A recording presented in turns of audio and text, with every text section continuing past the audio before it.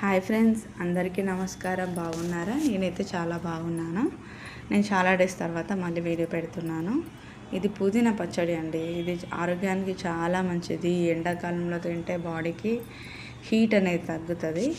So చూడండి, నేనేం చేస్తున్నాను ప్రాసెస్ చూద్దాము. వాటర్లో సాల్ట్ వేసి వీటిని కడిగేసి పక్కకు పెట్టుకోవాలి. దీనికి సరిపడా పచ్చిమిర్చీలు అండ్ వెల్లుల్లిపాయలు తీసుకోవాలి. పచ్చిమిర్చిని హాఫ్ కట్ చేసుకొని పెట్టుకోవాలి. సో తర్వాత మళ్ళీ దీనికి నువ్వులు కూడా కావాలండి. నువ్వులు బాగా వేయించుకొని పక్కకు పెట్టుకోవాలి.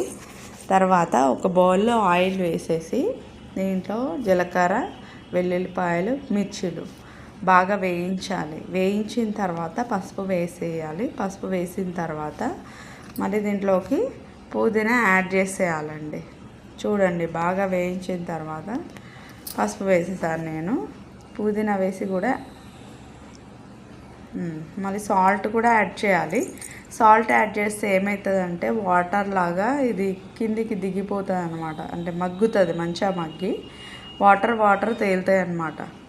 సో ఈ వాటర్ తేలి మంచిగా ఫ్రై అవుతాయి అన్నమాట. ఫ్రై అయిన తర్వాత ఆ వాటర్ అనేటివి ఉంటాయి కదా, ఆ వాటర్ పోయేదాకా దీన్ని ఫ్రై చేస్తూ ఉండాలి. వాటర్ పూర్తిగా పోయాక దీన్ని ఏం చేయాలంటే మనం గ్రైండింగ్ చేసుకోవాలండి.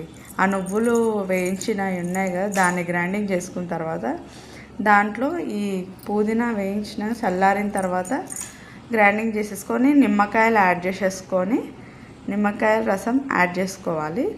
చాలా టేస్టీగా ఉంటుంది. మీరు కూడా ఇంట్లో ట్రై చేయండి. Bye bye. మళ్ళీ నెక్స్ట్ వీడియోలో కలుద్దాం.